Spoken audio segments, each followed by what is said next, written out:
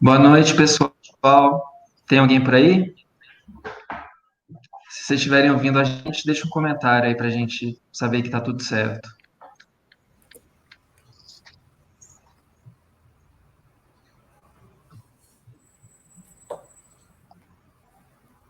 A gente vai só esperar um pouquinho até ter mais gente online e a gente começa.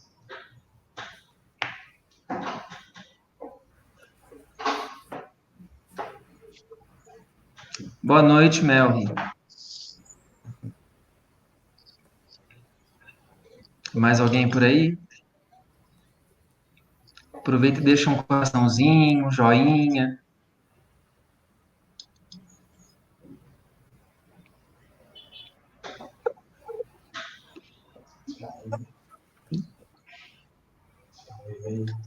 Espera. Bom, então, gente, eu sou o Eric, eu sou analista aqui no GSUAS, eu sou jornalista pela Universidade Federal de Viçosa. GSUAS, você mutou meu microfone. E estou aqui 1 ano e meio no GSUAS, fazendo toda a parte de comunicação da organização. Estou aqui hoje com o Jader Pires, que é formado em Serviço Social pela Faculdade Docton de Teófilo Otoni. Ele atuou como assistente social no primeiro CREAS regional da Bahia, e de volta a Minas, ele trabalhou na Unidade de Acolhimento Institucional para Crianças e Adolescentes, Abrigo para Pessoas em Situação de Rua, no Programa Mediação de Conflitos da Política de Prevenção à Criminalidade do Estado de Minas, e foi coordenador da Vigilância Assistencial do município de Coronel Fabriciano. Ele também foi consultor do GESUS por 1 ano, trabalhou aqui com a gente, onde implantou o GESUS em mais de 40 municípios e acompanhou mais de 80, né, Jader? Hoje ele é gestor de projetos em uma ONG do Espírito Santo, é suplente do Conselho Estadual de Direitos Humanos do Espírito Santo e oferece consultorias e treinamentos por meio da empresa Diálogos Sociais. Tudo bem, Jader? Obrigado pelo seu tempo, muito bom te ver aqui. Não, valeu, Érica. Eu agradeço demais o convite, tá? A gente está nessa parceria aí sempre. E a ideia hoje é a gente poder compartilhar um pouquinho do que rolou nessa caminhada aí, né? Contribuir um pouquinho do meu ponto, do que eu posso contribuir com as pessoas aí hoje, tá? Muito obrigado, Jader. E estou aqui também com a Mana Pinho, essa consultora de sucesso. Ela é formada e especializada em educação pela Universidade Católica de Salvador. Ela é pós-graduada em gestão da política de assistência social. Ela estudou o PAIF, o Programa de Atendimento Integral à Família, formação em gerentes sociais e trabalho social com família no paradigma sistêmico. E desde 2003 ela acompanha e assessora na área de gestão da política de assistência social. E desde 2008 ela é sócia proprietária da empresa Manapinho e Associados, que desses aí 16 anos, eu sou ruim de conta, mana. Uma coisa me Não corrige. faz conta, não. Não faz conta, não. Boa noite, pessoal. É um Ela já prazer estar acompanhou aqui. mais de 150 municípios nesses anos aí, principalmente no controle financeiro e orçamentário, né, mana? Muito obrigado Pois pelo é. teu tempo, por estar aqui. Boa noite, pessoal, de novo. Para mim é um prazer estar aqui. Eu gosto muito de fazer isso, compartilhar conhecimentos. Minha formação como pedagoga, ela me empurra mesmo para esse caminho, para esse sentido, de estar trocando conhecimentos, trocando informações, porque assim a gente cresce. Mas não vamos fazer conta, não, porque daqui a pouco vão começar a fazer conta da minha idade. Então, vamos só falar isso aí mesmo. É. Então tá bom. Muito obrigado, gente. Tô vendo aqui que já tem bastante gente online, né, gente? Se vocês quiserem se apresentar, falar de onde vocês são, o que que vocês querem ver, o que que vocês têm dúvida, a gente está aqui. Nossa programação vai ficar mais ou menos 1 horinha aqui. A gente vai falar um pouquinho sobre demonstrativo financeiro, um pouquinho sobre orçamento, e depois a gente vai passar os detalhes para vocês do primeiro curso do GSUAS, a Universidade GSUAS, que a gente vai começar com esse curso de prestação de contas e orçamento público no âmbito do SUAS, e se Deus quiser, a gente vai, nessa caminhada, lançar vários cursos e contribuir na construção de um país mais justo, né, pessoal? Olha só, já tem mais gente do Espírito Santo também, Tocantins. Maria José, a imagem logo deve melhorar. A conexão deve ter piorado um pouquinho, mas logo, logo melhora. Mas então, gente, Mana, começando com você. Demonstrativo financeiro, orçamento, prestação de contas, como que é isso para você? O que é o demonstrativo financeiro nesse âmbito do orçamento público? Bem, o demonstrativo financeiro, o orçamento público, nada disso é bicho de sete cabeças. Sim, de fato, são instrumentos que têm os seus detalhamentos, muitos detalhes, mas nada complexo. Tá? Quando a gente pensa em prestação de contas e demonstrativos físico-financeiro, a gente percebe que tem uma diferença grande, eles não são sinônimos. A prestação de contas é a gente preparar todo um processo de prestação de contas, demonstrando de forma muito clara e transparente de que forma foi executado aquele recurso público e de que forma nós conseguimos produzir os resultados. Demonstrativo sintético é a forma em que a gente entrega essa prestação de contas para o financiador, que no caso do SUAS é o Ministério do Desenvolvimento Social e os fundos estaduais. Então é como se fosse uma síntese, é como se ler um livro e a gente, ao ler o livro, fazer um resumo daquele livro. Então esse seria o demonstrativo sintético. É demonstrar de forma resumida, sintética, como se foi o gasto daquele recurso. Entendi. Mana, e de quem é a responsabilidade de prestar contas na organização do SUAS, assim? Perfeito. Eu vou ampliar essa pergunta. De quem é a responsabilidade de prestar contas no âmbito público? É de qualquer pessoa, física ou jurídica, que receba, que administre, que arrecade qualquer recurso público. Então, isso está lá escrito no artigo 70 da Constituição, no parágrafo único. Então, qualquer pessoa física ou jurídica, ela tem a obrigação de prestar conta, desde que seja um recurso público que ela arrecadou, que ela guardou, que ela gerenciou ou que ela administrou. Se é recurso público, ela tem a obrigação de prestar conta. Porque fica no nosso imaginário de que a obrigação de prestar conta é do prefeito, é do governador, é do presidente. Quando a gente traz isso para o SUAS, a gente percebe que a prestação de contas é, sim, responsabilidade do prefeito, mas solidariamente do órgão gestor, da Secretaria Municipal de Assistência Social, Secretaria Estadual de Assistência Social, né?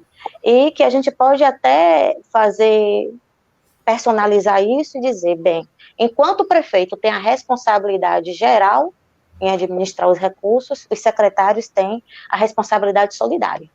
Então, se eu sou secretária de assistência social, solidariamente, eu sou responsável pelo aquele recurso que é aplicado no âmbito do SUAS. Tanto recurso próprio, como recurso estadual, como recurso federal. Perfeito, Mana.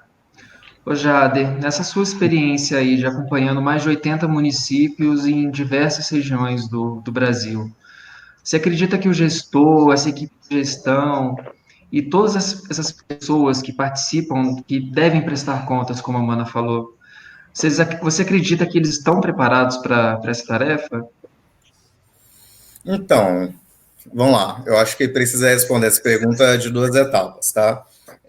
Primeiro, a gente precisa entender que a questão da gestão financeira não é algo que está inserido no currículo, por exemplo, dos brasileiros na escola fundamental. A gente não aprende a lidar com dinheiro, a gerir recurso, a gente não tem isso na construção como no dia a dia. A gente tem, cada um acaba desenvolvendo formas, mecanismos de fazer gestão financeira.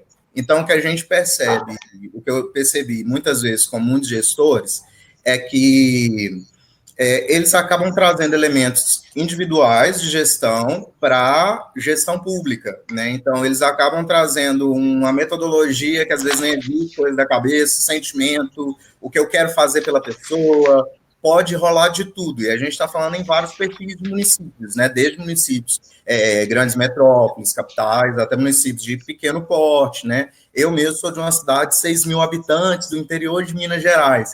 Então, assim, ouvir falar sobre gestão financeira dentro do aparato público, a gente precisa pensar primeiro pelo viés de que o brasileiro não tem uma cultura de estudo, de construção sobre gestão de finanças. Então, isso é algo que provavelmente, depois de adulto, é que ele começa a procurar. Então, primeiro é um panorama um pouco mais geral, assim, como eu vejo. Segundo, a gente está falando de um aparelho que ele é gerenciado a cada 4 anos ou 8 anos por uma pessoa diferente, que vem às vezes de outro movimento, que pode ser pessoas ainda mais dentro da política de assistência social, que eu vejo muito isso, às vezes são pessoas que nem sempre é do meio político ou são engajados com isso, são pessoas que estão vindo de movimentos de campanhas eleitorais, têm algum tipo de aliança com o prefeito, e muitas vezes lhes é dado a Secretaria de Assistência Social em muitos momentos. Então, assim, sobre estar preparado, eu acho muito difícil dizer que eu vi muitos gestores que, assim, chegou e estão preparados para lidar no dia a dia. O que eu acredito que os gestores precisam, e eu vi isso em muitos, é estarem dispostos a aprender, dispostos a conhecer. E, principalmente, no setor público, dentro de gestão pública, a gente precisa entender que o que é feito é sempre aquilo que a lei permite, não aquilo que a lei aquilo que a lei libera, não que a lei não proíbe, né? É o que é um pouco diferente. Enquanto eu estou enquanto cidadão, eu posso fazer algumas coisas no dia a dia que a lei não me impeça. Mas enquanto serviço público, eu preciso executar os processos financeiros a partir de algo que seja já preconizado em lei, precisa estar previsto. Eu posso executar dessa forma. Então, para isso, o gestor ele precisa puxar essa equipe para perto dele, precisar pessoas, gente que entenda, ou ele mesmo correr atrás disso. É um pouco esse cenário que eu acho que, para entender sobre essa preparação do gestor. Por mais que ele tenha boa vontade, por mais que ele queira, por mais que ele tenha uma intenção de levar realmente política de assistência a quem dela precisa, muitas vezes ele é colocado numa posição de gestão sem o devido preparo anteriormente, né? Não sei se fui claro. Eu achei muito interessante, Jader, que apesar de não ser ensaiado, isso conversou muito com uma colocação que a Amanda fez comigo antes. Ela falou mais ou menos assim, que fazer prestação de contas são comportamentos e hábitos. Eu acho que você está disposto a se está disposto a participar, a prestar contas e todos os processos legais que são devidos a um servidor público, passa muito por isso de ter um comportamento e hábito, né? Não é só ter um conhecimento, mas é também um comportamento e hábito. Você tem um pouquinho para falar sobre isso, Mana? Como Vamos essa lá. lógica de que não é só um formulário a ser preenchido, mas é um processo longo, desenvolvido? Vamos lá, Eric, assim, a gente tem duas situações, a gente tem três situações. Primeiro, a prestação de contas, que é entregue, é feita corretamente. A gente tem a não prestação de contas e a gente tem a prestação de contas em atraso. Lembrar que a gente está falando de um processo que ele vai demonstrar e comprovar a efetividade da gestão, a eficiência da gestão. Quando a gente fala de comportamentos e hábitos e conhecimentos, conversa muito com essa afirmativa de Jader, né? Que ele fala da questão da gente não ter muito forte a cultura da gestão financeira, mas a gente também não tem muito forte a cultura do planejamento. Uhum. Às vezes a gente planeja, e a gente faz, por exemplo, um plano municipal de assistência social, e imprime ele em papel muito bonito, faz aquela encadernação lindíssima, e ele fica guardadinho lá dentro das gavetas. Né? É muito difícil chegar uma equipe, por exemplo, de um CRAS, de os técnicos, e você perguntar, e aí, você conhece o plano municipal de assistência social desse município? Ele vai dizer que não. Ele não conhece, porque não é um plano que é publicizado, que não é um plano que faz parte do dia a dia, mas é ali que está dizendo da onde a gente está saindo e aonde a gente quer chegar. E a maioria da equipe não conhece isso.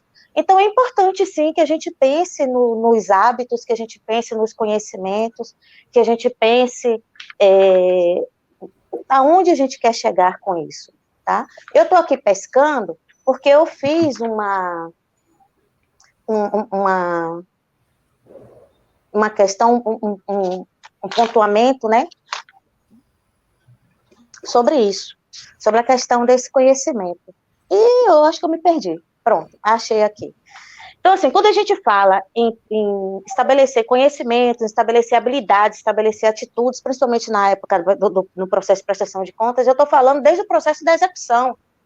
É necessário que, por exemplo, na execução, a gestão pense o fluxo de como vai ser a execução daquele recurso, né? E que esse fluxo seja estabelecido em uma portaria, porque a gente está falando de recurso público, e na seara pública, a gente só pode fazer o que está escrito. Então, que tal a gestão do Sistema Único de Assistência Social, a secretaria, baixar via portaria como é que vai ser o processo de pagamento, fazer um fluxo de como esse processo vai desenrolar. Quando eu for fazer uma contratação de serviço terceiro pessoa física, quais são os itens que eu tenho que ter nesse processo e qual vai ser o rito do meu processo de executar o recurso. Quando eu for fazer uma contratação, uma aquisição de um material permanente ou de um material de consumo, qual vai ser o rito do meu processo. Mas também, quando eu vou para a prestação de contas, eu, enquanto gestão, eu preciso saber como que essa prestação de contas vai ser analisada. E aí eu já passo para o conselho. É lógico que a gente sabe que tem três pareceres que o conselho pode deferir na sua apreciação. Pode ser aprovar o processo de prestação de contas, aprovar com ressalvas ou reprovar. Mas quais os requisitos? Quais os requisitos que vai fazer com que o conselho aprove um processo de prestação de contas? Quais os requisitos que vai fazer com que o conselho aprove com ressalvas esse processo de prestação de contas? E quando que ele será reprovado? Então, através de resolução, o conselho também precisa estabelecer esse fluxo da análise da prestação de contas, estabelecer o prazo em que a gestão deve entregar essa prestação de contas, porque a gente fica meio que esperando sair a portaria de abertura do demonstrativo sintético, tá? E o correto é que a gente já tenha a prestação de contas do ano de 2008 já aprovada pelo Conselho até o dia 30 de março, quando a gente tem que entregar o relatório de gestão do Fundo Municipal de Assistência Social. Porque lá diz na Lei 4320, artigo 71 a 74, que se eu tenho um fundo funcionando, regulamentado, eu tenho que fazer um relatório de gestão, que o que é? A prestação de contas física, quanto que eu custei e quanto que eu consegui produzir, é o custo-benefício daquilo. Se isso eu tenho que apresentar até o dia 30 de março, então eu tenho que apresentar também os meus gastos até o dia 30 de março. E a gente fica protelando, esperando abrir o demonstrativo e achando que fazer o demonstrativo lá no sistema, a gente está fazendo o processo de prestação de contas. Então, a gente precisa de fortalecer essa cultura da gestão financeira e fortalecer a cultura do planejamento.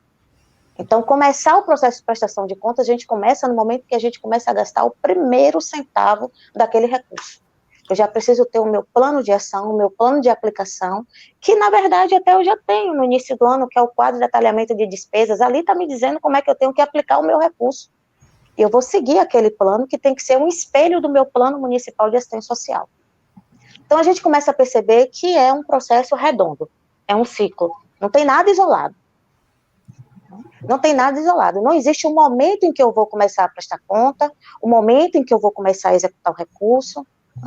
E lhe digo, como é difícil quando você tem uma equipe que executa e uma equipe que presta conta e que não se comunica. Como dizem no popular, né? Quem não se comunica, se estrubica, não é isso?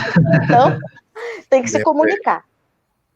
Ô, Mana, e você comentou que existem 3 resultados possíveis para as contas da gestão: aprovado, aprovado com ressalvas e reprovado.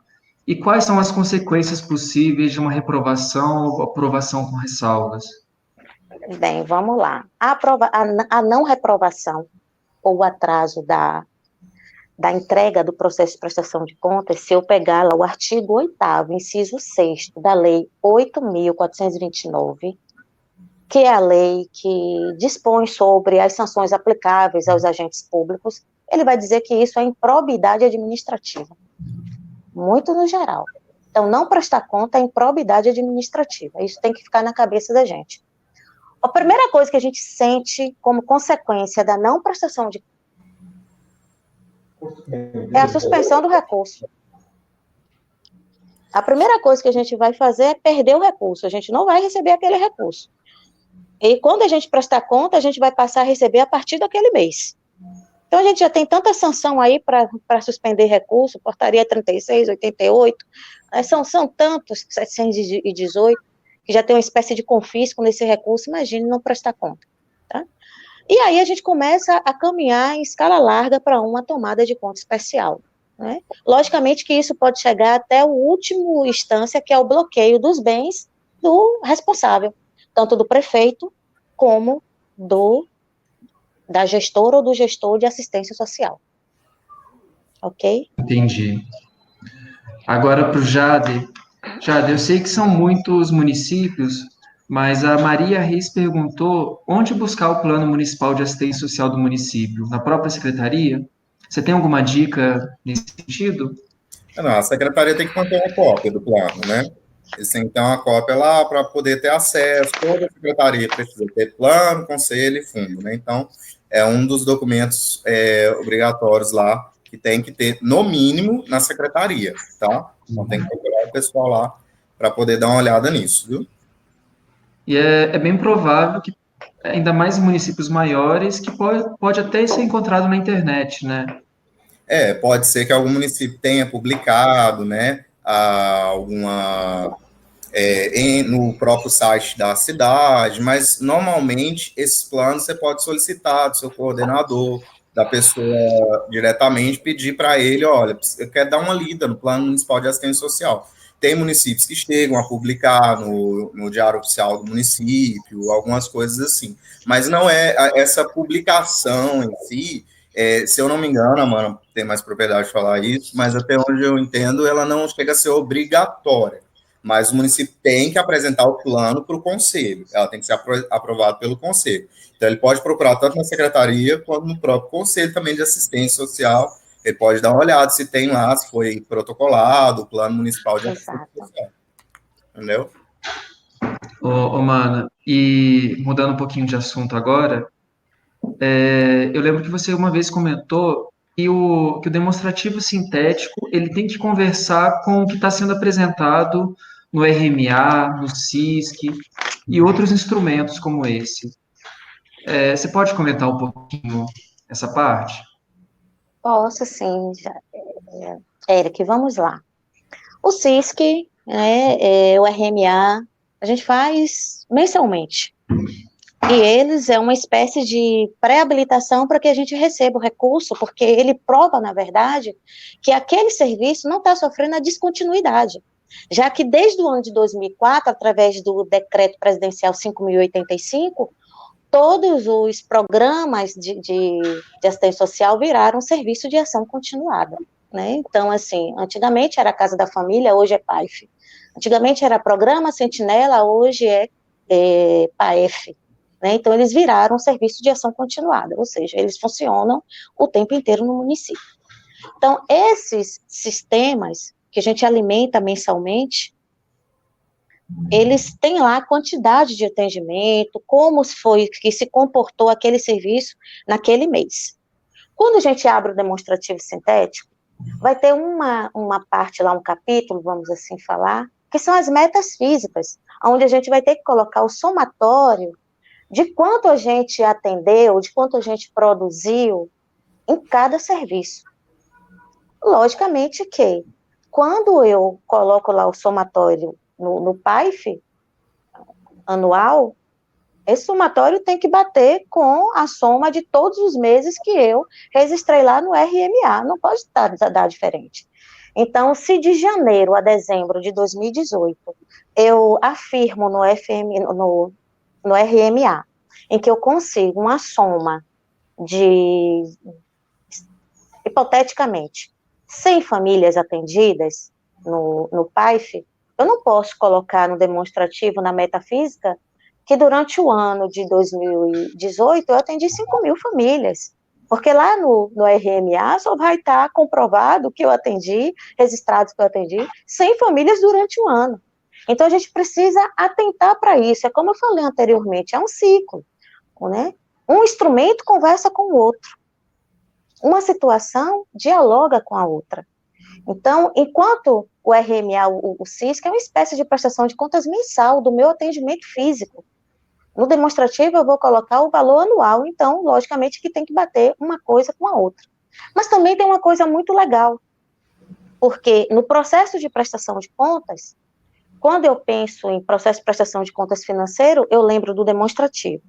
Quando eu penso em processo de prestação de contas física, eu lembro do relatório de gestão. Então, quando eu trago esses relatórios de RMA, CISC, faço uma análise durante o ano, né, eu vou ver o comportamento em termos de eficiência, eficácia e efetividade, que eu tive no Sistema Único de Assistência Social no ano de 2018. Esses dados, depois de tratados e analisados pela vigilância assistencial, lembrar que a vigilância é uma função da política de assistência social, portanto, ela passeia por toda a política de assistência social, tá? Ela vai me dar dados para eu retroalimentar o meu plano municipal de assistência social. É como se eu tivesse a possibilidade de estar ajustando as minhas velas para eu estar exatamente atingindo aquele ponto que eu disse que eu quero atingir em 4 anos. Entende? Então, é importantíssimo que eu faça isso, porque ele vai me dar subsídios para eu analisar o meu comportamento de 2018 e eu pensar o que é que eu preciso ajustar em 2019, o que eu preciso reforçar em 2019, 2020, ou o que eu preciso reforçar em termos de fragilidade, o que é que eu identifico de fragilidades na execução do Sistema Único durante esse ano. Por isso que é importante que a gente faça essa análise de prestação de contas no início do ano, e não fique esperando que chegue... Mana, com licença, seu microfone ficou um pouquinho mais baixo. Melhorou agora? Eu acho que deu algum mau contato, dá uma mexidinha nele. Só um momento. Manda ele parar de novo. Melhorou agora? Agora voltou. Voltou? Tá melhor. Pronto. Viram até aonde? Um pouquinho antes de eu terminar, de eu te interromper. Ok.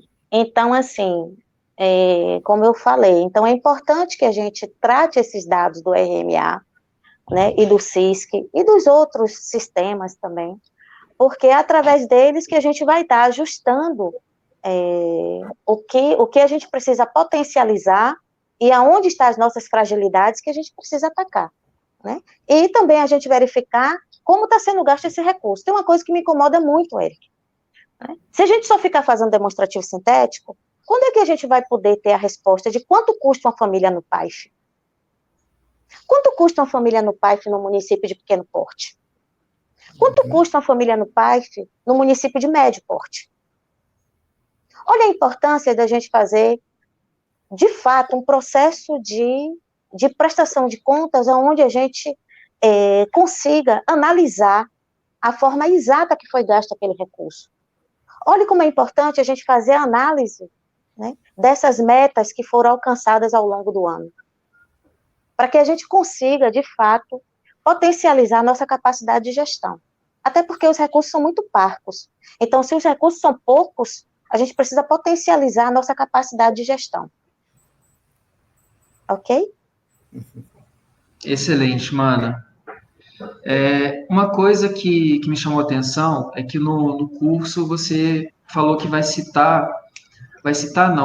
tentar minimizar as fragilidades e irregularidades apontadas pelo acórdão do Tribunal de Contas da União. Você poderia passar assim por alto quais são esses apontamentos do TCU? Vamos lá, Eric, assim, eu vou voltar para os pareceres. Lembra que eu falei que tem 3 tipos de pareceres possíveis na apreciação da Sim. prestação de contas, né? Aprovado, aprovado com ressalvas e reprovado.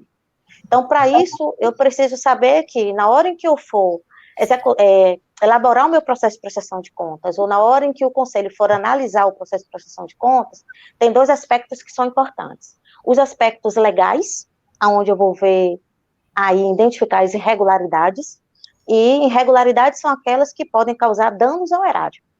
E os aspectos formais, que são as inconformidades, né? Então, é alguma falha, mas que não me trouxe dano ao erário. Toda vez que eu tiver irregularidade, que for de encontro com a lei, eu vou ter aí uma reprovação de contas. Toda vez que eu tiver uma inconformidade, aspecto formal, tá? Eu não tenho dano ao erário, eu vou gerar ressalvas. Em relação especificamente a essa questão que você falou, né, de novo, a cultura que Jardel falou, que é a cultura da não gestão financeira. Eu cito dois acórdãos. O 310, de 2015, e ele foi que originou aquela portaria 124, né? Aquela portaria 124 do ano de 2017, porque ele fez 3 grandes observações. Primeiro, que o demonstrativo não traz documentos comprobatórios da despesa.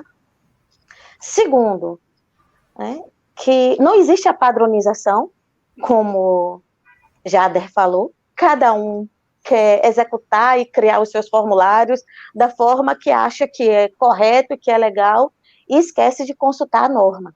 Tá? Então, não tem essa padronização de como apresentar a despesa, e depois que não tinha a questão da guarda dos documentos. E a gente está falando de recurso público.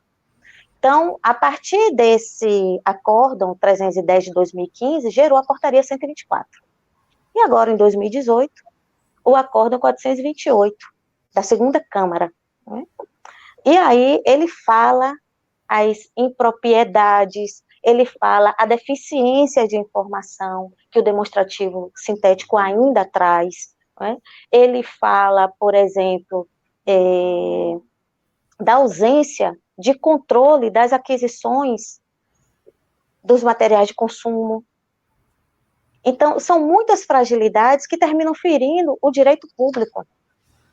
Tá? Então, a gente precisa estar atento a esses 2 acórdãos. E ele fala exatamente isso, que apresentar apenas o demonstrativo sintético não é prestação de contas. Então, o município que receber, por exemplo, a visita de auditores do TCU, e eles pedirem um processo de prestação de contas e apresentar apenas o demonstrativo sintético, certamente vai ter problemas.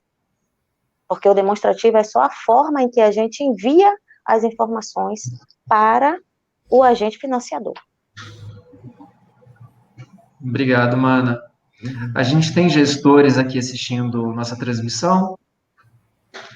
Queria saber se vocês concordam, se vocês têm consciência dessas informações que a Mana passou para a gente, de quanto custa uma família do PAEF, quanto custa uma família do PAIF. Se vocês puderem comentar, vai ser interessante. Ô, Jader, e agora falando um pouquinho com você, eu lembro que você, quando escreveu para o blog das suas, você sempre bateu muito na tecla do planejamento. E agora a Mana também vem citar a cultura do planejamento. Você tem alguma dica assim, para os gestores ou para os técnicos que estão assistindo a gente, que participam da gestão, faz essa prestação de contas? Você tem alguma coisa para passar para eles? Então, enquanto a Mana estava falando aí, eu fiquei pensando como que é possível desassociar a construção em planejamento da execução de uma política da prestação de contas dela em si. São coisas que você faz realmente o tempo todo.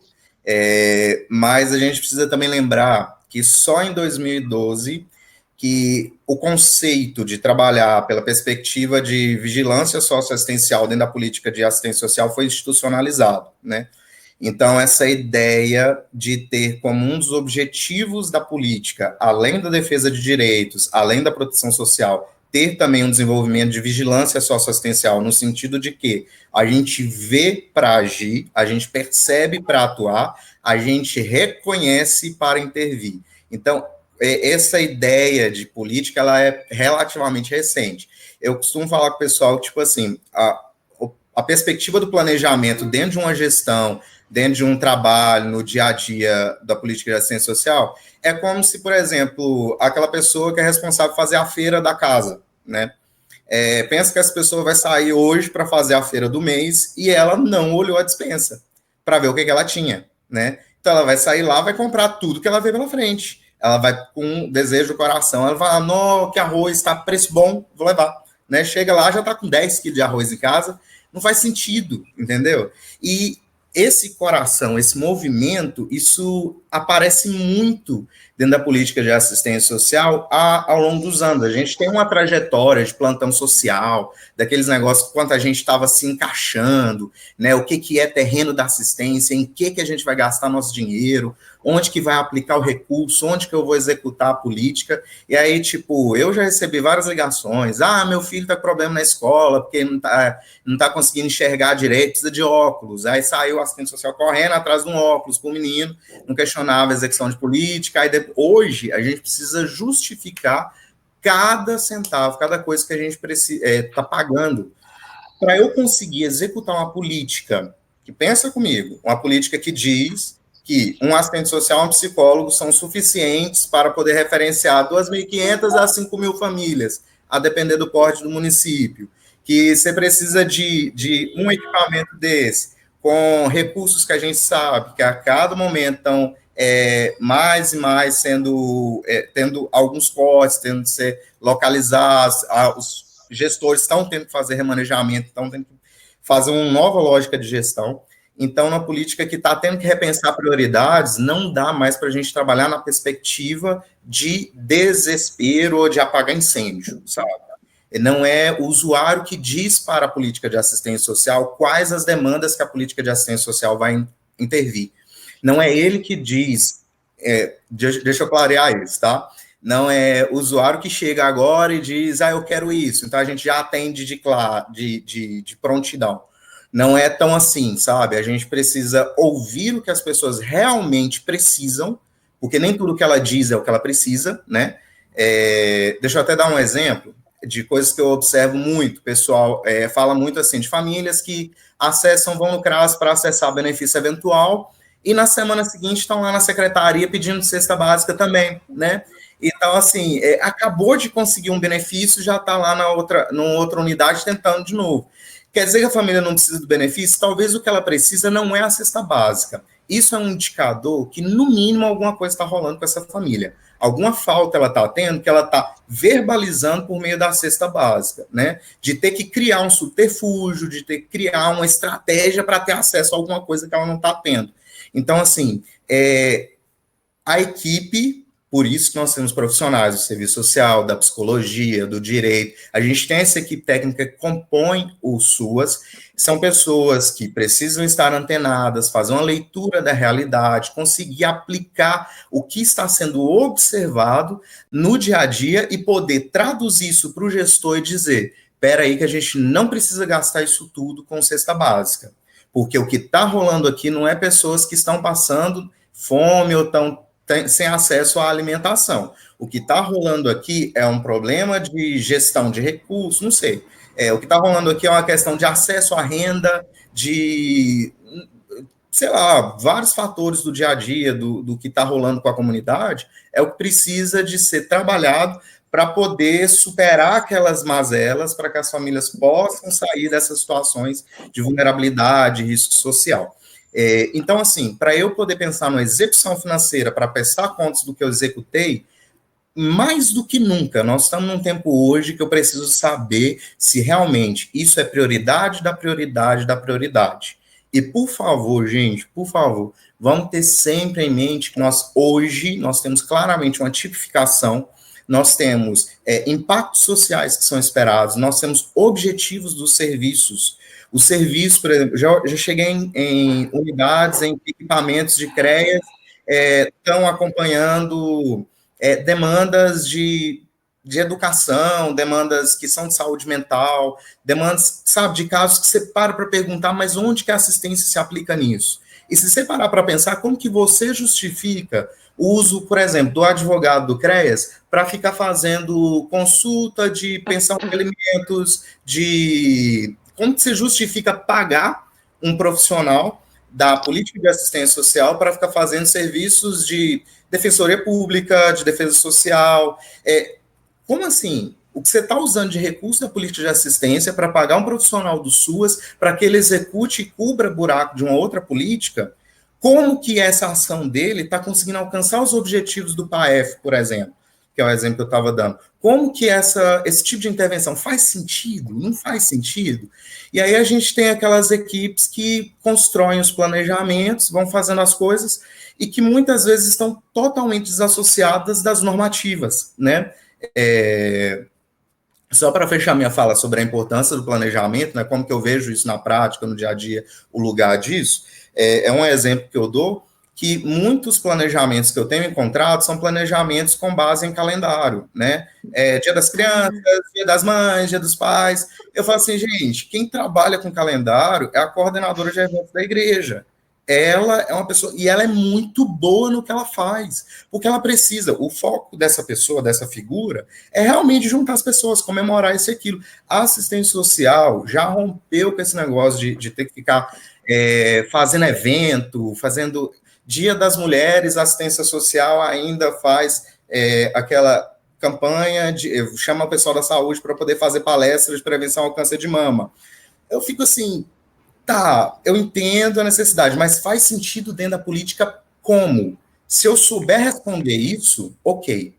Agora, se eu não souber responder isso, eu preciso conversar. Eu preciso conseguir enxergar que aquela minha ação, previamente, eu planejo que essa ação pode gerar determinado impacto social. Eu espero que ela gere esse impacto. Então, eu vou aplicar minha mão de obra, minha força de trabalho, nessa atividade, porque eu quero alcançar isso aqui. Isso aqui é meu indicador.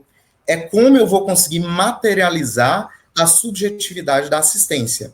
Como que eu vou conseguir verificar que eu estou conseguindo incluir crianças e adolescentes que estão em risco social por defasagem escolar, estão afastados do convívio familiar, conseguir inserir elas em programas sociais, isso aqui são indicadores que eu consigo ter para mostrar que a política de assistência social está desenvolvendo uma atividade focada no alcance dos objetivos. E concluindo, a gente precisa só ter essas coisas muito claras, porque esses indicadores são muito difíceis. Porque me diga aqui, se algum de vocês aí conseguiu até hoje me dar uma métrica de como medir o nível, o grau de fortalecimento dos vínculos familiares e comunitários que são promovidos dentro do serviço de convivência.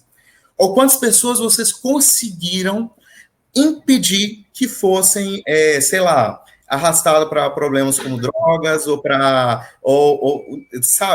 que conflitos intrafamiliares foram impedidos. Quantas mulheres vocês conseguiram impedir de serem violentadas? São coisas que a gente não consegue materializar. E é foco do nosso trabalho, sabe? É foco do trabalho dentro da política de assistência. Como que eu consigo enxergar esse trabalho? Como que eu materializo isso? Como que eu traduzo? Com indicador, com previsão, com previsibilidade, enxergando que o que está faltando nessa casa é arroz. Então, eu vou investir em comprar arroz. Eu acho que vocês estão conseguindo entender nessa analogia, né? Então, assim, acredito que dentro de uma gestão financeira, principalmente os municípios de pequeno porte, que hoje não podem contar muitas vezes com a estrutura de ter uma pessoa ou duas, uma equipe específica para gestão financeira, normalmente é a figura do secretário junto com o coordenador do CRAS, que estão ali lidando com o conselho, estão lidando com gestão financeira, estão lidando com execução de serviço, estão lidando com planejamento, estão lidando com tudo isso. Então, a questão é, há uma loucura, há um crescente de demanda, e se a gente não der uma afastada, não der uma acalmada, uma afastada, a gente vai ser sugado por ela. E depois a gente quer saber, porque tem muita gente com questão, desenvolvendo questões de saúde mental, precisando de apoio nessa área dentro da política de assistência, que a gente está enfiado dentro desse mar aí que essas demandas trazem em cima da gente, sabe? Então, assim, dê uma afastada. Eu brinco com o pessoal de vez em quando eu vou dar uns treinamentos. Às vezes a gente para uma manhã inteira para falar sobre o serviço, e aí eu falo com o pessoal assim, olha que a gente está num CRAS, não tá? Hoje é o quê? Terça-feira de manhã. Olha pra você ver, repara pra você ver. Silêncio. Ninguém quebrou as paredes, ninguém tacou pedra na janela, ninguém invadiu isso aqui, né? A comunidade entendeu que o CRAS precisou parar por algum motivo. E muitas vezes a gente acha que a gente tem que ficar atendendo todo mundo, atender. Isso pode provocar problemas para você se você não parar, respirar e entender por que está vindo esse tanto de gente. Porque o mar é grande, você sabe disso. E os recursos são poucos. É um bote pequenininho para nadar no meio de um negócio desse. Então a gente vai trabalhando dentro do que for possível, daquilo que a gente tem. É prioridade da prioridade da prioridade. Para definir isso, eu preciso ter clareza de visão, preciso ter financiamento e preciso ter planejamento para execução e prestar contas. É o que eu acho que a gente precisa ter um pouco de clareza nesse sentido. Não sei se faz sentido para vocês, né? Perfeito, Jader. Muito bom. Eric, Pode estou falar, super mano. provocada aqui, né? Porque quando a gente fala de cultura de planejamento, gera uma série de provocações, né? Eu gostei muito do que Jader falou, e achei que foi bem sintonizado com o que eu falei também, né? Então, assim, é preciso, de fato, que a gente tenha clareza do que é fazer assistência social. Quando a gente está do lado de fora desse planeta, a gente diz, não, que nada assistência social é para pobre, é só dar uma cesta básica, né? É só dar o caixão, e isso é assistência social. Não é isso, né? Fazer o planejamento na assistência social é a gente identificar as necessidades, e não os necessitados. Porque quando a gente identifica as necessidades, a gente começa a ter o filtro do que é prioritário, do que é possível e do que é necessário e urgente eu fazer naquele momento. E aí eu vou ter que estabelecer as minhas metas a curto prazo, a médio prazo e a longo prazo. Sabendo que o meu prazo para tudo isso são 4 anos, que pode até gerar 8, mas são 4 anos. Tá?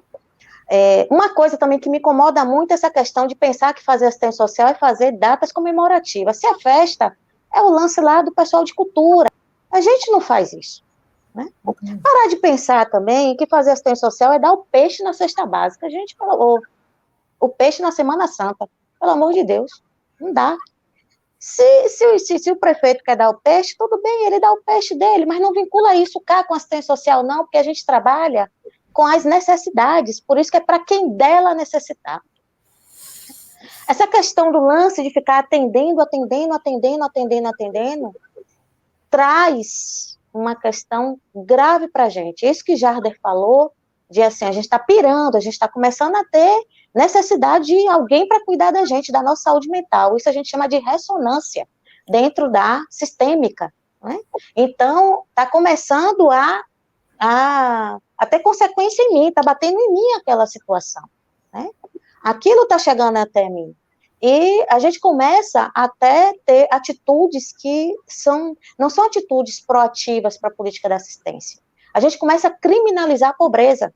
A gente começa a dizer assim, Ave Maria, lá vem Dona Maria de novo. O que é que Dona Maria de novo está fazendo aqui nesse CRAS? Ela já esteve aqui a semana passada, foi para o CREA, já foi para a secretaria e agora está aqui de novo. Eu não aguento mais atender Dona Maria. Então, isso é criminalização da pobreza. Significa que as fomes que Dona Maria tem, a gente não conseguiu identificar todas. Porque a gente também tem mania de dizer que está atendendo a família, e na verdade a gente só conversa com uma pessoa da família. E a gente diz que está atendendo a família toda. Como se você só conversou com uma pessoa daquela família? Tá? Então, não tem como a gente trabalhar a família atendendo somente a uma pessoa da família. É preciso que a gente estabeleça, né, que a gente faça o nosso regimento, o regimento interno da secretaria, do órgão gestor, e a gente coloque lá muito claro qual a competência de cada unidade. Secretaria é o órgão gestor da política, ela vai administrar o sistema, ela não atende. Quem atende são os serviços. Então, se a família está precisando de um atendimento, ela vai nos serviços, porque o serviço é a porta de entrada para o atendimento do Sistema Único de Assistência Social. Lógico que a gente tem uma dificuldade muito grande. Vamos para o SUS? Né? Primeiro se criou a vigilância epidemiológica, depois se pensou no Sistema Único de Saúde. O SUS não. O SUS se cria, se tem uma política que vem sendo executada de uma forma pontual, tá? E depois vem uma legislação em 88 e diz o que é assistência social. Em 2003 cria-se um sistema que nega tudo que a gente estava acostumado a fazer. E somente em 2012 se fortalece a ideia de vigilância assistencial, que na verdade é a gestão da informação. Não tem como a gente identificar as necessidades se a gente não conseguir analisar os dados do que a gente está produzindo e o que a gente tem, né? E assim, finalizando, se a gente quer saber o que é fazer a política da assistência social, a tipificação é nossa Bíblia. Qual é a finalidade da política? Artigo 23 da Lei Orgânica de Assistência Social. Essa é a finalidade da política. É o artigo 23 da Lei Orgânica de Assistência Social. Desculpa aí, viu, Jader, mas fiquei muito provocada. Não, adorei a fala, mana. Gostei demais, tá? Aprendi Tô demais. vendo que a gente vai ter que fazer uma nova transmissão só para discutir os papéis da assistência social, até onde vai o assistencialismo. Muito boas colocações. Muito Já obrigado, gostei. gente. Gente, o nosso tempo tá chegando aqui no final e ficou faltando falar do mais importante, né? Que é a questão do curso. E eu tô vendo aqui que teve gente que perguntou onde encontra o acórdão do TCU, onde encontra essa legislação. E vocês estão falando com a pessoa certa, né, mano? Sim, no site do TCU. No site do TCU, vocês vão lá em jurisprudência, vocês vão escolher lá, tem o item acórdão, e aí vocês colocam o número 310 de 2015, depois o 428 de 2018. E aí, E, clicou e pronto, acha rapidinho. e se a pessoa quiser tudo mastigadinho, tudo pronto para aplicar Vem na pro curso, realidade de assistência social, vem para vem o pro curso. curso, vem pro curso, Eric, porque assim, no curso, a gente vai ensinar a executar o recurso e também a apreciar esse recurso, apreciar a forma que esse recurso foi executado, destacando, eu digo, em 5 capítulos, né? Então, no curso a gente vai destacar quais são os detalhes que a gente tem que pensar, tanto na execução, quanto na análise da prestação de contas, no que diz respeito à programação orçamentária. Então, peraí, eu tenho esse gasto aqui, lá, na minha ação programa, tá lá no meu orçamento isso aqui, tá? O que é que a Lei 4320 fala sobre essa programação orçamentária? Eu tenho essa previsão de gasto na Lei Orçamentária Anual, no quadro de detalhamento de despesa, eu tenho autorização de crédito orçamentário para eu realizar essa despesa. Também a gente vai analisar quanto à programação financeira. Eu tenho um recurso, esse recurso que está na conta, eu tenho autorização do órgão regulador desse recurso para fazer esse tipo de despesa, né? Nós vamos analisar quanto à contratação da despesa, né? Como é que foi essa despesa? É uma despesa que precisa que eu elabore um termo de referência? Eu preciso fazer a licitação? Qual a modalidade de licitação mais adequada para fazer isso? Eu fico muito preocupada, Eric, quando eu vejo, por exemplo, edital de licitação para contratação de consultoria e assessoramento técnico na área de gestão da política de assistência social e se usa a modalidade menor preço. E a técnica não importa? Então, eu fico muito preocupada com isso, né? Como é que está? Eu estou observando as fases da despesa? Eu estou observando os prazos? Eu estou observando as regras dessa despesa? E quanto à execução dos gastos? Eu observei lá a fiscalização quanto ao cumprimento das regras do termo de referência daquele edital que disciplinou a contratação do serviço ou aquisição daquele material, né? Eu observei a questão da regularidade fiscal do contratado, né? E, por fim, a análise da prestação de contas propriamente dita, né? Como é que são as regras dos repassadores, existem as portarias, quais são as portarias que eu preciso me atentar para executar cada recurso, né, por bloco de financiamento, né? Eu preciso dar uma estudada no manual do preenchimento demonstrativo sintético. Por exemplo, esse ano, lembra que no ano de 2018 a gente recebeu o apoio financeiro dos municípios? E que cada município recebeu em um bloco, teve município que recebeu, não foi nem no bloco, foi no piso, que na época era piso ainda, recebeu no piso da proteção básica. Outros receberam no piso do IGD SUAS. Outros receberam no piso da proteção social especial de média complexidade. Só que esse ano, na hora de prestar conta, a gente vai ter que prestar conta, lá no demonstrativo, no piso do IGD SUAS. É uma mágica que a gente vai ter que aprender a fazer. A gente vai ter que aprender a fazer. Quem vai conseguir fazer a separação dessa documentação, identificar direitinho? Quem lá na execução, identificou lá na motivação, que é recurso oriundo do apoio financeiro do município. Esse município que fez a execução do recurso correta, que fez a elaboração da motivação correta, ele hoje está tranquilo, está light para identificar. Quem não fez isso vai ser um samba bem maluquinho para conseguir identificar esse recurso. Então, assim, venham para o curso. O curso, ele também tem a modalidade presencial. Então, venham para cá, Salvador é massa. São 2 dias legais que vocês vão ter comigo, com outras pessoas, convidados meus, aqui presencialmente. Quem não puder vir presencialmente, participa à distância, mas vale a pena, é perfeito. É a 2ª edição desse curso nosso, e lhe digo, sucesso, total. Só para esclarecer melhor, a gente está em parceria com o GESUAS, a Mana está oferecendo esse curso à distância. Ele está disponível, o André vai colocar o link aí para a gente na tela, no link bit.ly/curso GESUAS. Mas para quem não quiser fazer distância, quem tiver facilidade de se deslocar até Salvador, ele vai estar disponível também presencialmente lá com a Mana. E você vai ter todo esse apoio que você vai ter lá com a Mana, você também vai ter à distância. E o Lindomar fez um apontamento aqui, falando que ele fica incomodado com o fato do Conselho Municipal de Assistência Social analisar a prestação de contas, mas não tem competência técnica para tal atribuição. Então, o que se vê é o Conselho Municipal aprovando prestação de contas sem saber o que está sendo feito. Eu queria destacar o que a Mana está oferecendo, que não é um curso só para execução do orçamento público, é também para análise, né, Mana? Sim, com certeza. Por isso que um pouco antes, durante aqui essa nossa live, eu falei dos conhecimentos, das habilidades e falei da importância do conselho, através de resolução, disciplinar como é que vai ser essa análise da prestação de contas, porque também direciona para os conselheiros. Tá? De que forma, quais são os apontamentos que os conselheiros devem fazer para que possa, de fato, ter uma análise mais próxima do técnico possível, uma análise técnica daquele processo de prestação de contas.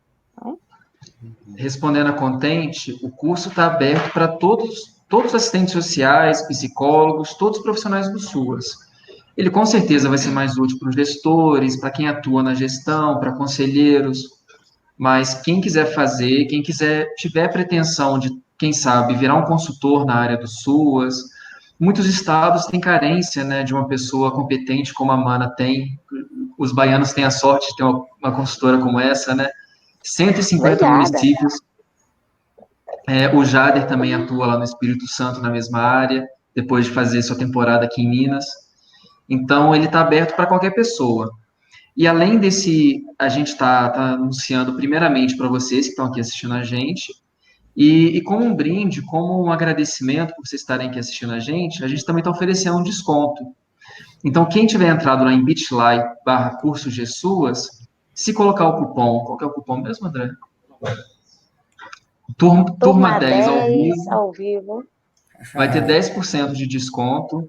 É por tempo limitado, vão ser só por algumas horinhas, só para dar o tempo de vocês irem lá comprar. Pode convidar os amigos, pode convidar quem vocês quiserem, o colega. O cupom está liberado para todo mundo, mas ele só vale por algumas horas. E deixa eu ver o que mais o pessoal perguntou. O curso tem um custo sim, Maria José, mas eu acho que a vantagem dele é muito menor do que o valor monetário que você vai pagar. O curso à distância, Valquíria, ele vai ser uma transmissão ao vivo do curso que a Mana vai apresentar lá em Salvador. Ele vai acontecer no dia 17 e 18 de outubro, e a gente vai transmitir ao vivo e vai permitir o replay desse curso por 30 dias. Então, você pode assistir ali ao vivo, das 9 às 17 horas, e se você quiser rever, se você quiser assistir só depois, no fim de semana, se você estiver ocupado, você pode rever por 30 dias ainda. E nessa mesma data, ele vai acontecer presencialmente lá em Salvador. Se vocês tiverem mais alguma dúvida, o momento é esse, a Mana está aqui, disposta a contar mais sobre ele. O Jader também tem muita experiência na área, se quiser tirar alguma dúvida na área de proteção social especial, como consultor do GESUAS, todos os dois têm uma larga experiência nessa área. Pode ficar à vontade, pessoal. Só para quem está tentando acessar, o curso está no link bit.ly/curso GSUAS. A gente vai enviar esse link também amanhã de manhã. Eu acho que o cupom ainda vai estar disponível, mas o mais garantido é agora à noite, que as vagas são limitadas, a gente não dá conta de atender todo mundo, a gente quer dar um tratamento especial.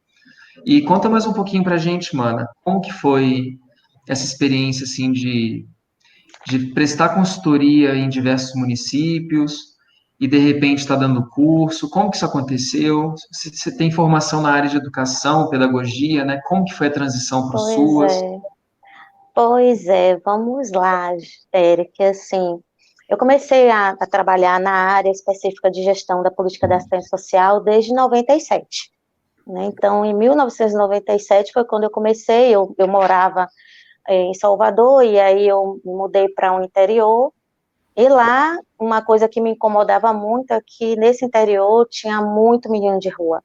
E nesse momento eu estava desempregada ainda, e aí eu comecei, então, como pedagoga, a chegar próximo desses meninos de rua que estavam ali, ou no carrinho de mão, ou perambulando mesmo pela rua e tal.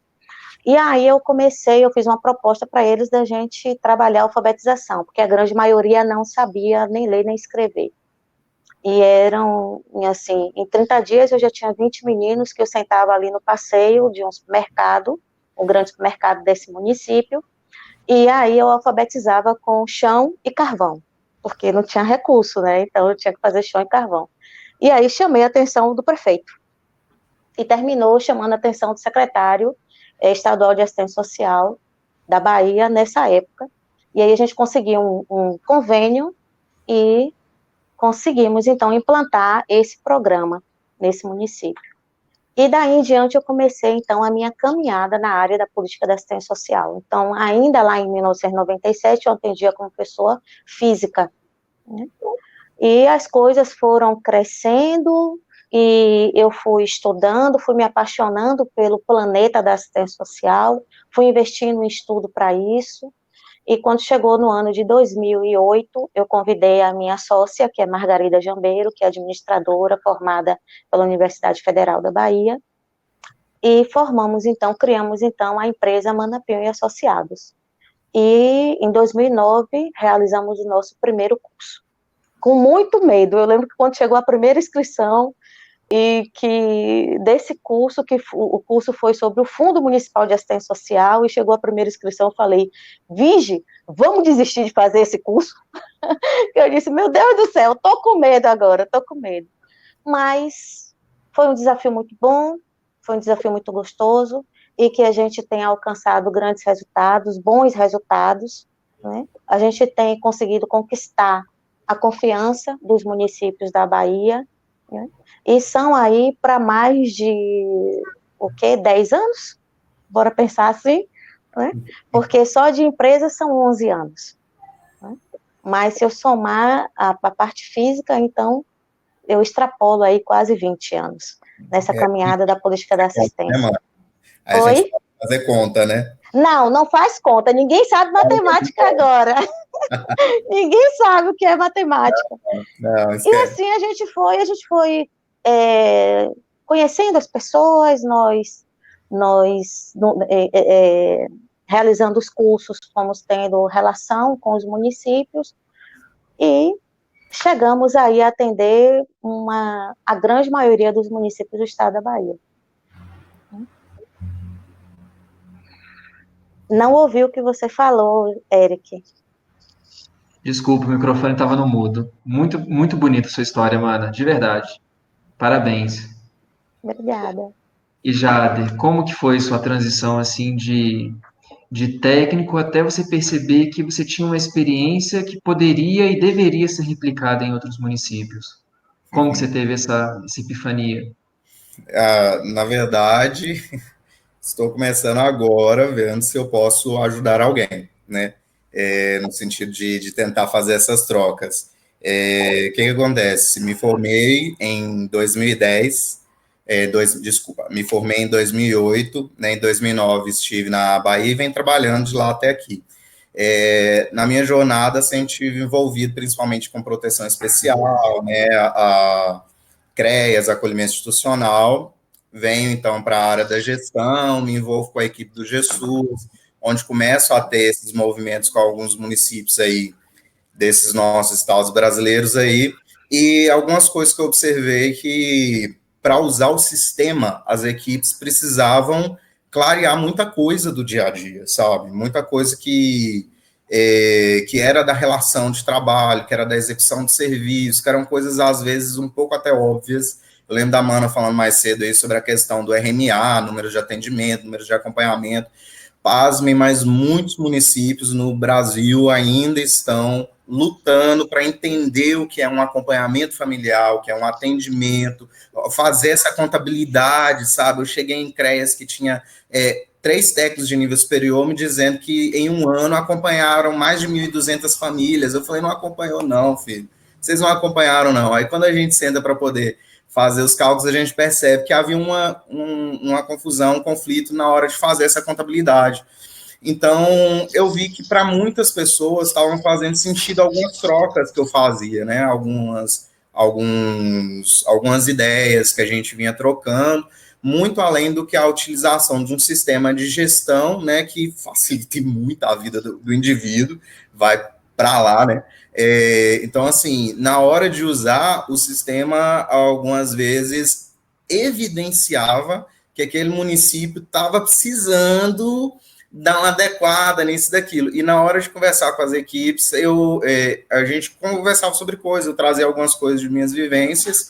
Eu tive uma oportunidade de viver um tempo também na política de prevenção à criminalidade em Minas Gerais. Vocês que são de outros estados, eu aconselho vocês a pesquisar para conhecer um pouquinho as ideias, é muito bacana. E nesse período também algumas coisas, principalmente quando eu estive no programa Mediação de Conflitos, muitos conceitos, muito jeito de enxergar a realidade veio. E a minha via de assistente social, né? Eu sou formado em serviço social, então isso traz muito de um perfil que me põe para poder fazer uma leitura, para poder dar uma olhada isso e aquilo, de como poder enxergar as coisas nem tão dadas como está no papel, será que é assim mesmo, de onde foi construído, o que tem por trás dessa imagem. Então, assim, muitas coisas da visão do contexto, da realidade social também vem das minhas construções dentro da minha profissão. E aí hoje eu estou engajado nesse desafio aí de poder oferecer, principalmente que onde eu estou hoje no Espírito Santo, mas onde falar a gente vai, trocar ideia comigo mesmo, que a proposta nasceu essa ideia da diálogos sociais, que é poder aproximar vontades de necessidades, porque eu via muitos profissionais, muitas equipes, às vezes até ONG, às vezes até ONGs, essas coisas, de pessoas que queriam fazer apoio a famílias que estão em vulnerabilidade, estão em risco social, mas às vezes acha que trabalhar com pessoas em situação de rua é dar comida, é dar esmola, é encaminhar para o pop, não sei, entendeu? Acha que a pessoa tem que participar de um grupo, a pessoa tem que arrumar um emprego. Então, assim, muitas vezes é a gente dizendo para o indivíduo o que ele vai fazer, o que eu acho que ele tem que fazer para mudar de vida. E a proposta da Diálogos Sociais é tentar aproximar essa vontade, essa necessidade de estar pelo outro, de ajudar ao outro, de executar uma política pública a quem precisa, da necessidade realmente de quem está indo ser ajudado, né? Então, assim, ainda com essa parceria com o GESUS, a gente construindo aí esses diálogos, eu vi algumas pessoas aí procurando meus contatos, essas coisas aí, acredito também, mano, aí passar algumas coisas delas, é só vocês me jogar na internet, vocês me acham aí, tá, gente? É Jada Pires Lopes, você joga no Face, joga no Instagram, joga no Google, aí você vai achar um monte de coisa, tá? Já pesquisei, não tem nada demais por enquanto, graças a Deus. Ainda os podres, né? Então, por enquanto, tá de boa aí. É só jogar na internet, vocês me acham, qualquer coisa, faz contato com a equipe do GESUS, a gente vai dialogando aí também, tá? A gente vai construindo isso aí e estou à disposição, sabe? O que a gente quiser, trocar ideia. Eu gosto de conversar, gosto de falar sobre isso, gosto de ver e saber que cada dia tem um grupo de pessoas, tem um povo implicado em transformação social, em levar dignidade para pessoas que nem sabem o que é isso, em levar acesso a famílias que vivem em situações de extrema decadência social, muitas vezes, e que por fatores diversos. Então, que a gente parabeniza também todos os trabalhadores e as pessoas que estão engajadas nesse processo, que são pessoas que muitas vezes a sociedade não valoriza, mas a sociedade recorre, né? Não valoriza, mas recorre o tempo todo, né? Para resolve esse problema, né? Mas te pago pouco, mas resolve, né? Então, assim, são pessoas que estão engajadas por uma construção social mais justa, mais igualitária, mais digna para famílias e pessoas que estão sem nada aí, né? Então, que a gente possa compartilhar um pouquinho que a gente tem. Então, o que eu quero é tentar estar junto com essas pessoas e construirmos diálogos sociais, né? Então, fique à vontade aí, tá? Gente, o Jader, ele não participa do curso. O curso ele é dado pela Mana Pinho e a sócia e parceira dela, Margarida Jambeiro. Mas o debate é desse mesmo nível, tá? Quem fizer o curso vai ser tão bom quanto essa transmissão foi. Eu sou suspeito para falar, mas eu não sou da área e eu estou aqui muito fascinado, aprendi muito com os dois. O Jade, vocês podem mandar mensagem para o GSUAS, tanto para o Facebook quanto e-mail, que a gente passa o contato, os contatos mais Instagram, e-mail e etc. A gente passa para o Jader ou para a Mana, vocês podem jogar no Google Jader Pires Lopes, que vocês vão encontrar o Instagram dele, ele também é músico, tem várias músicas na internet, né? É meu, o povo deve achar esses negócios, velho. O povo acha esse E negócio. a Mana e a parceira dela são as instrutoras do curso, criadoras e que vão dar esse curso. Eu vi que teve gente que perguntou, Mana, onde que vai ser o curso em Salvador? Você pode contar pra gente? Sim, vai ser na sede da CDL, que fica no centro de Salvador, no bairro que chama Aflitos. Então, é um local de fácil acesso, fácil por táxi, Uber, transporte coletivo, fica no centro de Salvador, fácil restaurante, fácil em termos de hotel. Então, vai acontecer no centro de Salvador. Tá? Quem quiser ter a programação completa do curso, está disponível na fanpage da empresa, que no Facebook é a empresa Manapinho e Associados. Né? Também está no meu Facebook, que é Manapinho, é só colocar lá. Acho que também não tem nada de ruim, não, viu, Jader? Acho que não tem nenhum crime, não, viu? Nenhum ato infracional. A gente Então, espera, pode né? colocar lá, a gente espera, tá? Também pode pegar o meu WhatsApp com o pessoal do GSUAS e pode estar falando comigo pelo Zap ou pedindo até para entrar no nosso grupo de Zap que nós temos também. Estou esperando vocês, ou aqui em Salvador ou na telinha, mas vai ser muito legal. Ô, Carla, vou te dar um spoiler, porque tem novidade vindo com o Jader aí, né, Jader? Né? Vamos ver. Mas não conta muitos detalhes, não. Surpresa. Em breve, Em um breve. curso com o Jader também, mas isso fica para a próxima.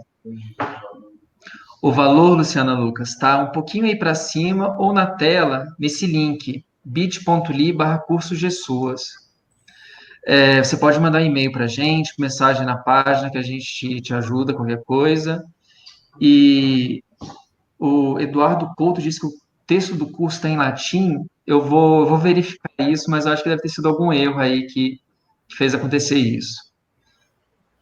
Gente, vocês querem falar mais alguma coisa? Jader? Não, meu caso mesmo é só agradecer, velho, poder trocar ideia com a Mana, que a gente escuta já há muito tempo.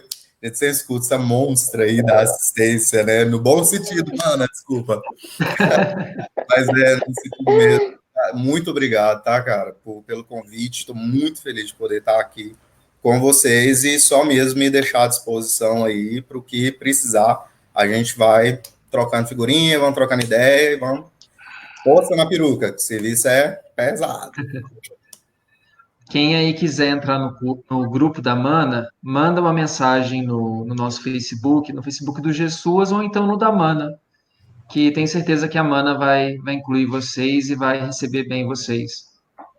Mana, alguma última palavra? Quer acrescentar alguma coisa? Olha, agradecer, foi massa, viu, esse encontro, assim, com o top das galáxias, vocês dois, o G Suas, você representando o Eric, e Jade aqui com a gente, então foi top das galáxias. Eu acho que a gente precisa repetir isso mais vezes, acho que a gente precisa compartilhar conhecimentos, tem Sim, muitas coisas para a gente conversar em relação aí aos Suas, né, tem algumas coisas que me incomodam, e eu vou deixar uma provocação no ar, essa lei 13.431 da escuta assistida, a gente não pode trazer a responsabilidade só para a gente do SUAS. Vamos começar a colocar o pare. A responsabilidade não é só da política da assistência social, né? Vamos começar a mostrar que o Ministério Público precisa fazer termo de ajustamento de conduta para o sistema, porque o sistema, a gente está falando de um pacto federativo, que não é só de responsabilidade do município. E aí, como popularmente fala, né, a água só corre por mar, os fraquinhos é que sempre fica respondendo sozinho a sua responsabilidade. Então, precisamos começar a nos colocar, né? Então, precisamos repensar essa lei aí, a 13.431, precisamos conversar sobre isso, já Eric, precisamos conversar sobre essa questão do SUAS ser, de fato, um pacto federativo, e sendo assim, é de responsabilidade dos entes federados, não só dos municípios. E assim, desejar mais força, mais motivação, mais saúde para todos os trabalhadores do SUAS, porque nesse momento que a gente está vivendo, tão ameaçador, e de desfinanciamento dessa política, então a gente precisa de muita força, a gente precisa ter a certeza do que a gente quer, e a gente saber que é muito mais do que uma atuação profissional estar trabalhando nessa política de assistência social, é a gente ser realmente uma ferramenta motivadora para mudar esse mundo, fazer com que a gente consiga chegar cada vez mais próximo da justiça social tão sonhada, como a gente quer. Então, um beijo no coração de vocês, meus parceiros, foi muito massa essa transmissão e eu quero repetir, tá bom? Foi muito bacana, Amanda. Estou muito feliz e, além de agradecer vocês que participaram aqui com a gente, para esse desafio, queria agradecer todo mundo que participou. Minha primeira transmissão ao vivo aqui no GSU, estava muito nervoso, mas foi muito bacana. Esses dois são ótimos, foi muito bom conversar com vocês. E queria reforçar mais uma vez, desculpa se eu estiver sendo repetitivo, mas eu tenho que falar. O cupom do curso vai encerrar em breve. Manda para os amigos, manda para os colegas. Ele está valendo por algumas horas. O número de inscritos é limitado. E eu quero ver que todo mundo que está aqui lá é inscrito, tá bom? Muito obrigado, gente. O tempo, infelizmente, é curto. A gente tem que ir. Muito obrigado, gente. Tchau, Jader. Tchau, Mana. Um gente. abraço para vocês e até a próxima. A gente tem que repetir isso mesmo. Até mais. Tchau, tchau. Tchau, gente.